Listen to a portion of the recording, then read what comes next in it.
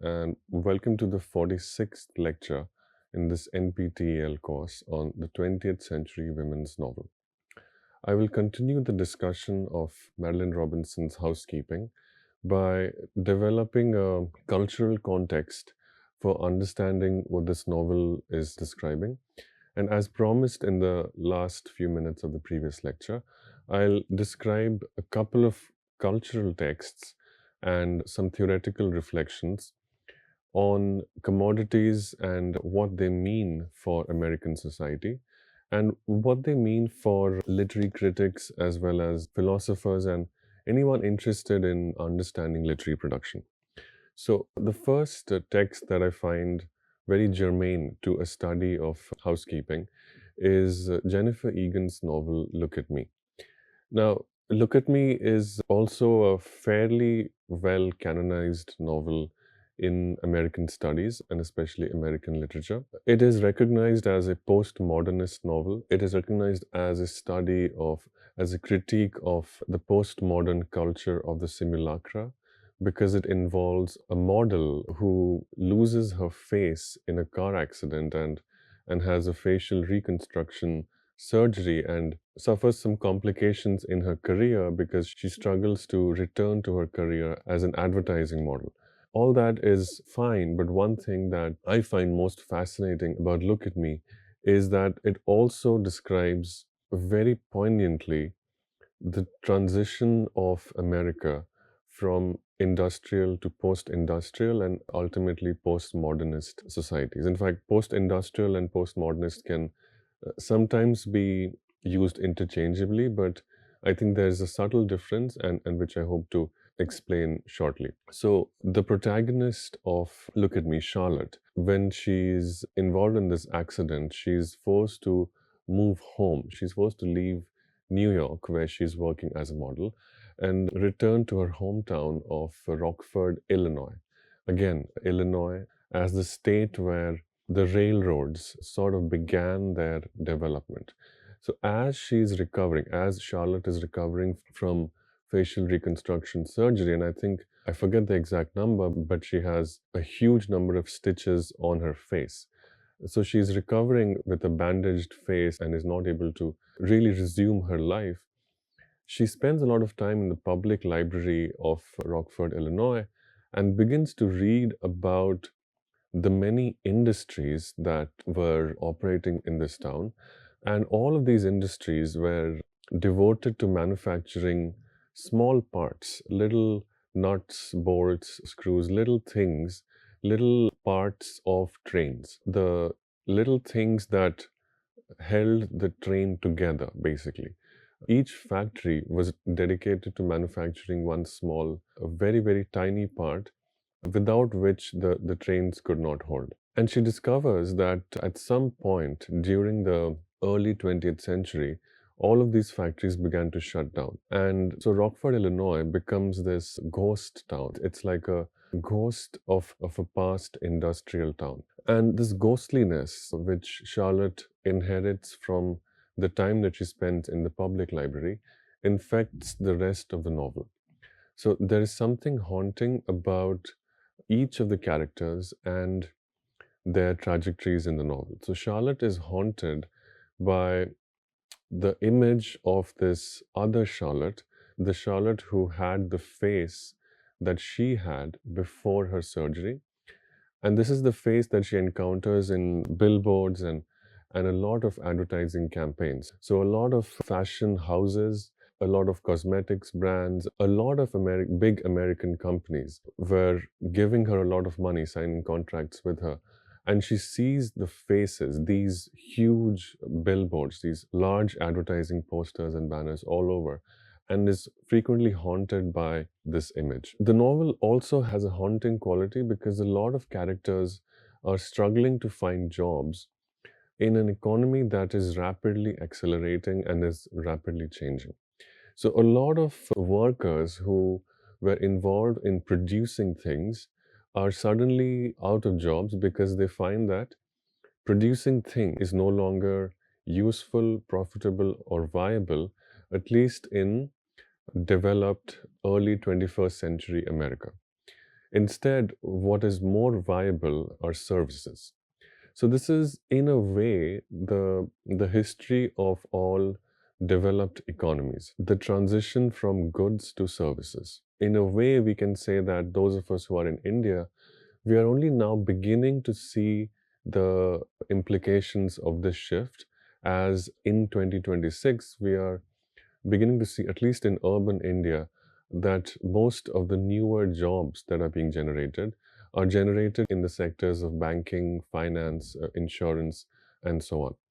Because that is the only field that is growing as automation comes into manufacturing, and the only service that, or the demand for which grows, is this kind of a financial insurance based service. Now, in the novel Look at Me, a lot of teachers, a lot of photographers, a lot of cultural workers are especially hard hit because they struggle to find newer outlets, newer avenues in this service economy. So there are some outlandish and crazy ideas for professions. And in a way, the novel anticipates what we see today with social media and the kind of virtual reality that, for instance, Meta is promoting today. But for me, the key thing to note is the importance of the railroad and also the death of the railroad, or the death of a supporting industry or factory network which supported the railroad industry. Once the railroads were built, right, there was little need to keep constructing them. And also, manufacturing shifted to other parts of the world where labor was cheaper, where labor rights were treated in a more flexible manner by governments. Places like China and Southeast Asia, manufacturing would slowly shift to these parts of the world. And that produced a very unique set of challenges for middle and working class Americans who had grown up with the promise of education that would lead to a certain stability and security in their lives. So, a very, very difficult state of flux is produced. And the novel describes how people deal with this state of flux in an increasingly postmodern economy. That is about Look at Me. That is somewhat relevant, but I think more relevant than Look at Me is Dennis Johnson's 2011 novella, Train Dreams. And Train Dreams, I'm aware of it, it was brought my knowledge through this recent Netflix film, which I think very, very closely parallels and very faithfully recreates the emotional pacing as well as the experience of reading the novella. Both are short experiences, but they're extremely compressed, lyrical, and suggestive narratives. So, why am I talking about Train Dreams, or why do I think it's relevant to an understanding of housekeeping? I think Housekeeping is a novel that stands at the origin of a very long and very interesting cultural history. I think Housekeeping empowers and enables a lot of cultural practitioners to use the medium of narrative prose fiction in order to tackle some of the most foundational existential questions of what makes American society possible, what makes the capacity for the American consciousness for history possible in the late 20th and early 21st centuries. How do we reconcile the history of material civilization, which involved a lot of destruction of natural as well as human life? Civilization, every document of civilization is a document of barbarism, as Walter Benjamin put it. And we see in Train Dreams, the film, as well as in Housekeeping, the novel, as well as Train Dreams, the novella, how much destruction was the price of civilization in the American Pacific Northwest. But coming to more specific similarities. There are uncanny parallels. Train Dreams begins with two incidents of tragic violence. The first one is cultural. As I mentioned in the previous lecture, workers, disenfranchised workers from all over the world, came to America to work on the railroads. And in Train Dreams, we see sort of a quasi lynching event in which an immigrant Chinese worker is attacked by a group of white male laborers. They're all laborers, they're working for the railroad company, they're cutting trees, laying down tracks, civilizing, domesticating the great and the really starkly beautiful and spectacular Pacific Northwest.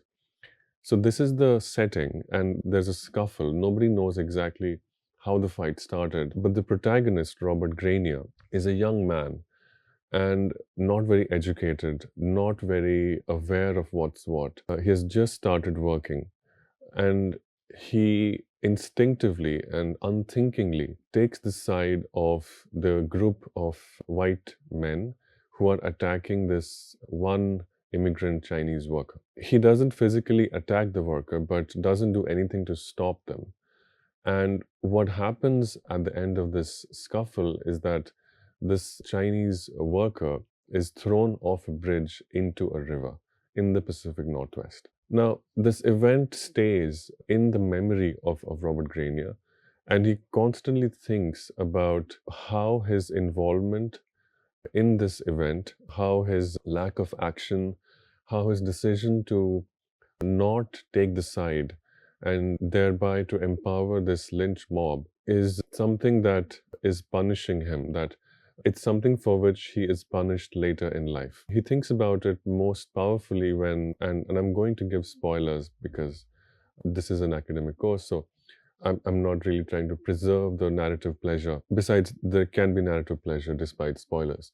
So there's a moment in Train Dreams when Robert returns after one of his gigs, and it is a gig because he has to go and work for several months on different stretches of railroad. He returns to find that his house has burned down along with his wife and daughter. And as he reflects on why this happened to him, why he had to suffer this tragedy, he constantly thinks about the role that he played in this earlier scuffle and whether he's being punished for it. This is not the end of the story, however. The story describes Robert Grenier's long and in some ways rich and full life.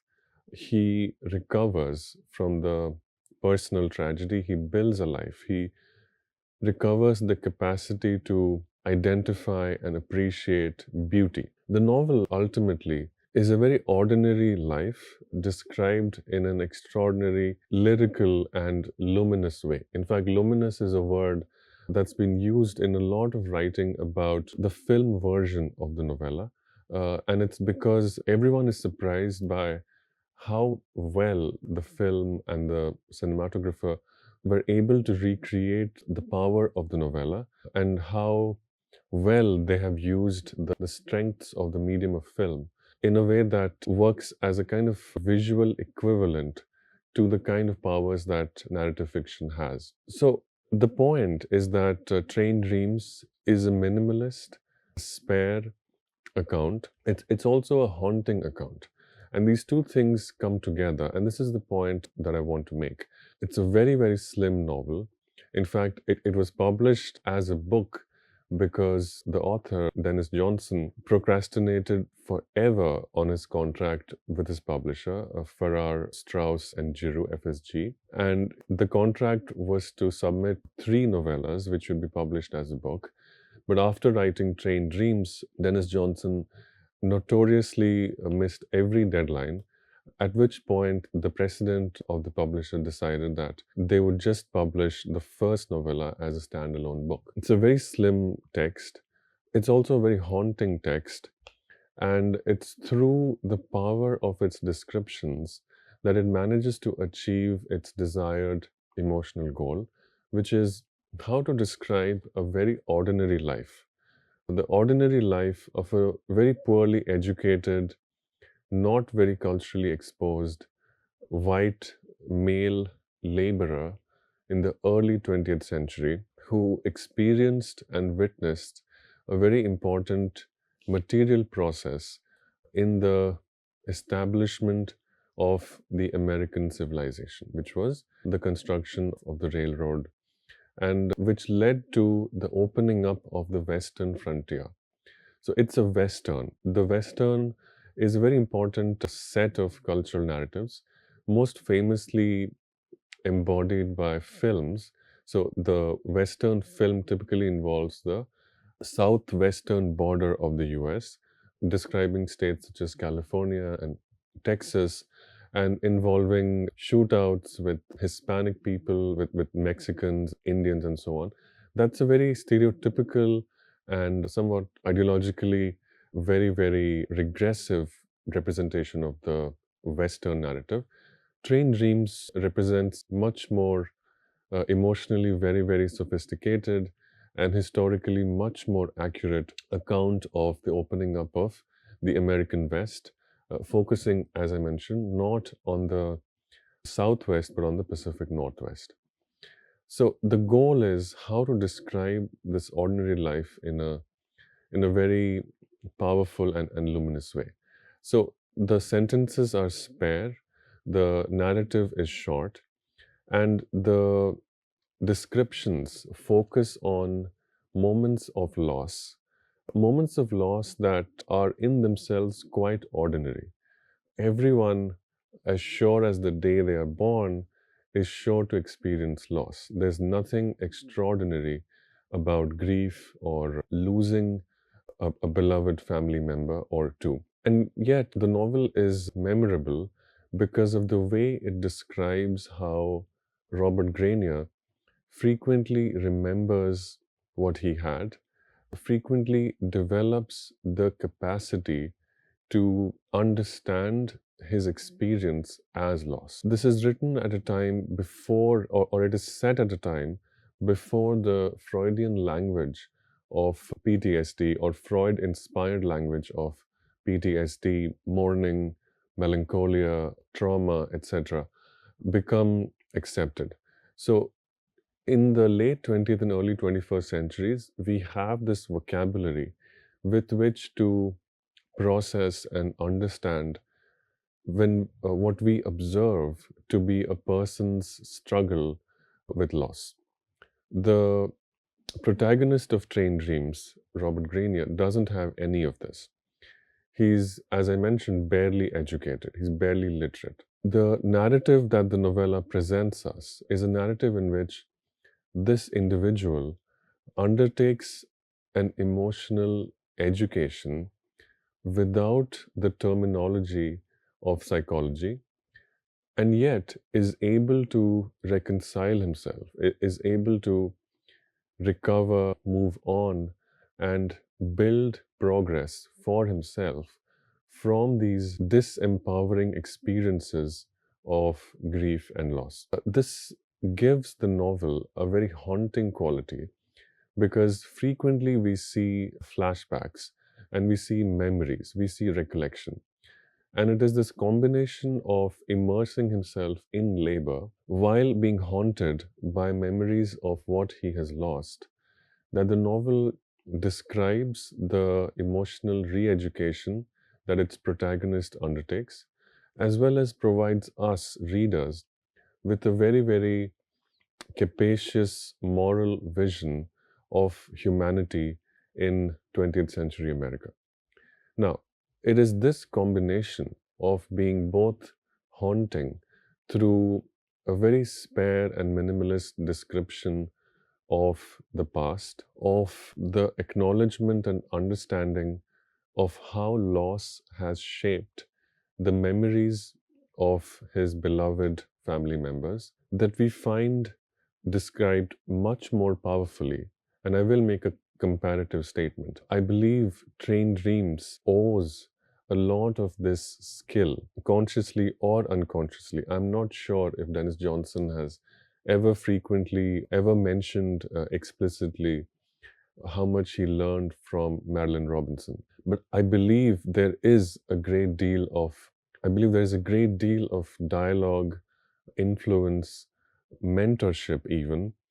And this doesn't have to be acknowledged explicitly. I think it is enough to note that both Dennis Johnson and Marilynne Robinson were part of the Iowa Writers Program. In fact, Marilynne Robinson is still a part of the Iowa Writers Program.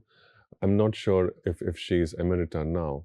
No, I think she's emerita now, but maybe she's about to retire. But she spent many, many years, decades, as an instructor, as a professor at the Iowa Writers Program. And Dennis Johnson was not a professor at the Iowa Writers Program, but a frequent visitor at the Iowa Writers Workshop and sort of a legend among the students and teachers at the Iowa Writers Workshop. George Saunders, who's a very, very powerful and influential American writer, and I say powerful because he's a great teacher as well. George Saunders is at the Syracuse MFA program.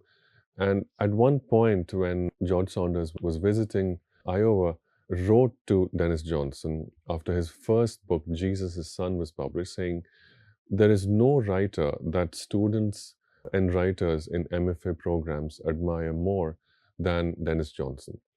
And so, through their connections, through their intercrossing paths, both Dennis Johnson and Marilynne Robinson help establish what we can loosely call this combined aesthetic, or this aesthetic or style that uses a very spare and haunting narrative technique in order to connect two things.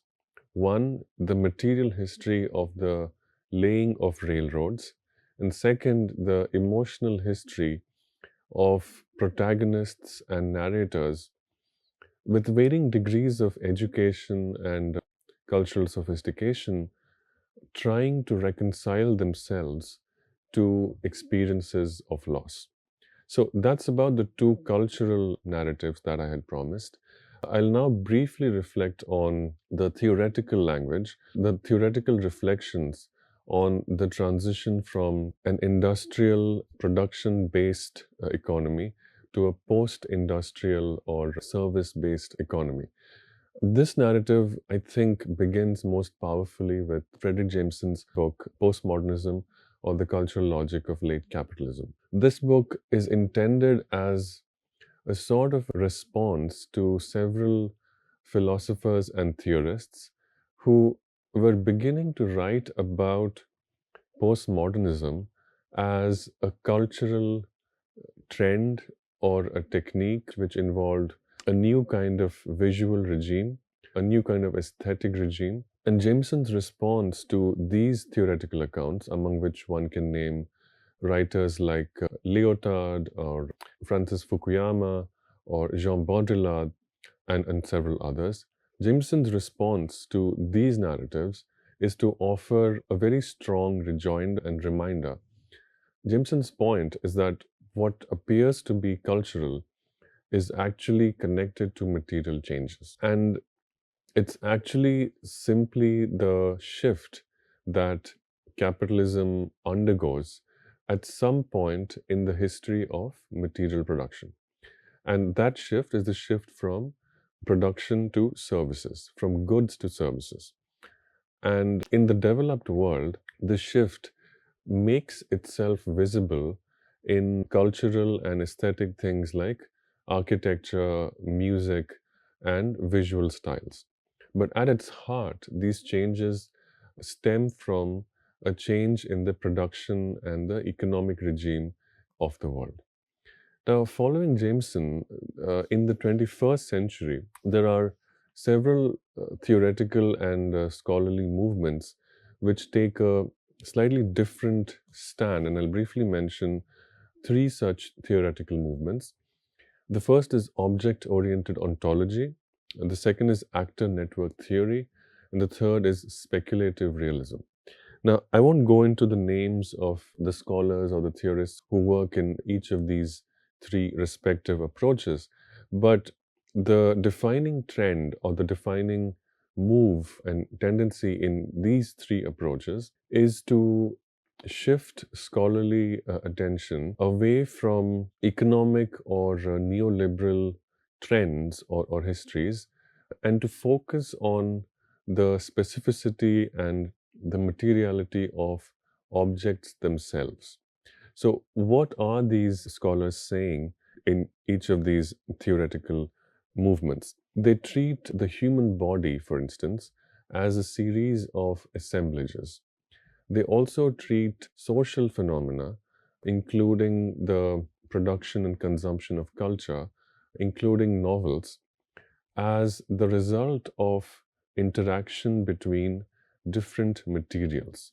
This, for instance, is among the key claims of actor network theory, that society is built up, or society is the result of interaction between multiple actors, and not all of these actors are human. In fact, there are more non human actors than human actors. Posthumanism also works in this mode, in which traditional ideas of the human are replaced by a more composite idea of the human, in which what we call in a secular language as the soul or the spirit or the intellect or the mind cannot exist without the aid and the assistance of material technologies.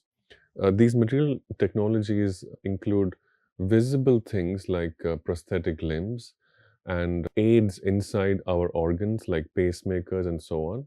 But they also involve less visible things. And my favorite example of these technologies that make human possible are over the counter medications like painkillers and paracetamols and things like that. Everybody knows that human beings could not function, at least in the 21st century, without the aid of these technologies. The trend in these theoretical movements can be traced back to the philosophical writings of the German thinker Martin Heidegger, who makes this distinction between objects and things. I'll very quickly define in a sentence what Heidegger meant by this distinction between objects and things, and then stop and continue in the next lecture.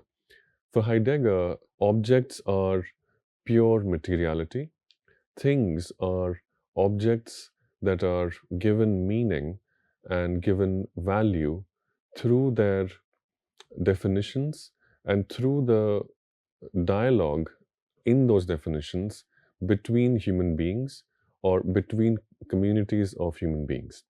So, the example that one can take is that of a book, for instance, that one holds in one's hands. To define the book as an object would be to simply focus on the texture and the materiality of ink, paper, glue, binding, stitching, etc.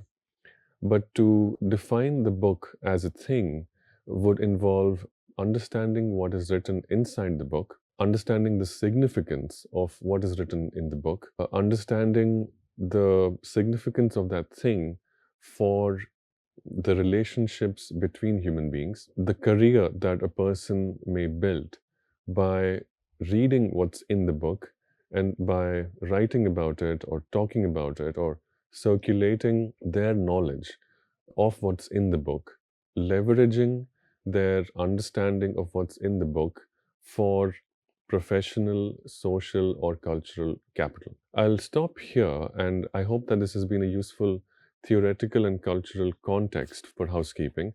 I'll resume with a discussion of the novel and its attendant context in the next lecture. Thank you.